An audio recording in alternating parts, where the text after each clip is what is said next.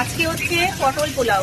তো সুন্দর করে প্রথমে পটলগুলো কেটে নিতে হবে, ছিঁড়ে নিয়ে এই সাইডে একটু করে কাটিয়ে নিতে হবে যাতে তার ভিতরে মশলাগুলো সুন্দরভাবে যায়। তো এটাকে ভালো করে সুন্দর করে ভেজে নিয়ে রেখে দিতে হবে। ভাজা হয়ে গেছে, লাল করে ভাজা হয়ে গেছে, পটলটা তুলে নিতে হবে। এবার এই তেলটার মধ্যেই দিয়ে দিতে হবে একটু শুকনো লঙ্কা, এই তেজপাতা, তারপরে একটু শুকনো লঙ্কা, একটু দারচিনি দিয়ে দিতে হবে, গোটা গরম মশলা যেটা সেটা ফেলে দিতে হবে। তেলটা খুব সুন্দর হবে ওই জন্য।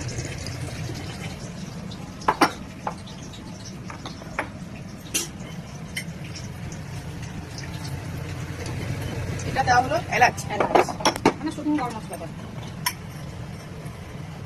লবঙ্গ দিয়ে দিলাম, ভাজা হবে।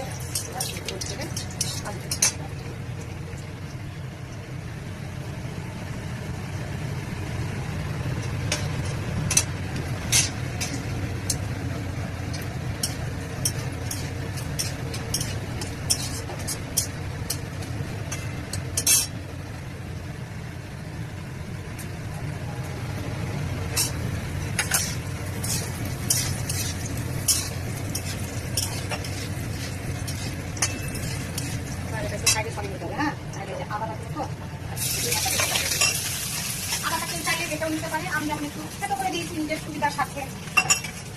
এবার কিছু ভালো একটু টেস্ট করে নেবো, সেটাও করতে পারি। এবার ধুয়ে রাখা চালটা, গোবিন্দভোগ চাল, সেটা আমি দিয়ে দেবো।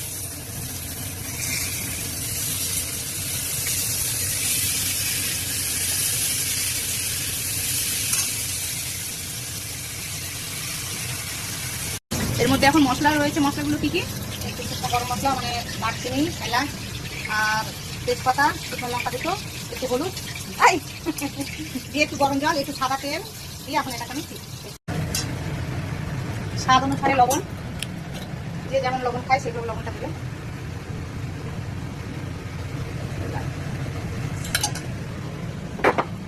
এবার আমি দিয়ে দেবো এই যে আমি গরম মশলাটা করে দিয়েছিলাম, যেটা সব শুকনো মশলা দিয়ে যেটা করেছিলাম সেটা।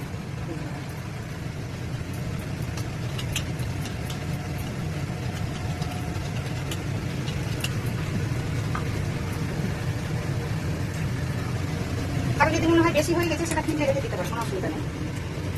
মনে যদি হয় বেশি হয়ে গেছে মশলাটা, তাহলে সেটা ফ্রিজে রাখা দিতে পারে। এবার এই যে বন্ধুরা দেখো, আমি বাড়িতে দই বসিয়েছি।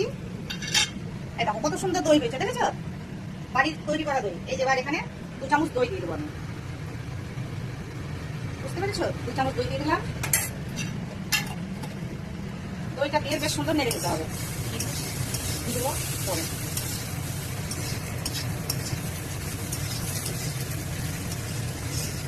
দইটা দিয়ে সুন্দর করে নেড়ে নেবে, নাহলে দলা দলা হয়ে যাবে জায়গায় জায়গায়।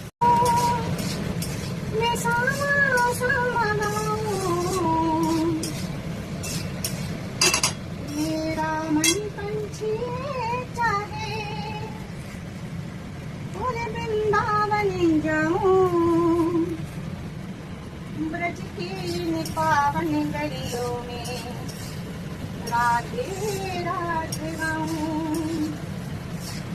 राधे राधे गाऊं। এবার দিয়ে দেবো। ভিডিওটা যে করছে বুঝতে পারছো বন্ধুরা, এটা হলো আমার সব থেকে ছোট বোন, ঠিক আছে? খুব আদরের আমার ছোট বোন। ও আমার কাছে খেতে চেয়েছে পটল পোলাও, আজকে স্পেশালি ওর জন্যই বানাচ্ছি এটা। ও যেহেতু খেতে চেয়েছে তাই। আর আজকে ভাবলাম বেশ একটা ভালো দিন, অক্ষয় তৃতীয়া, রান্না করে আমার গোপালের ভোগটাও হয়ে যাবে। গোপালের ভোগ হয়ে গোপালের প্রসাদটাও ওকে দেওয়া হবে, ওই জন্য আজকে করলাম।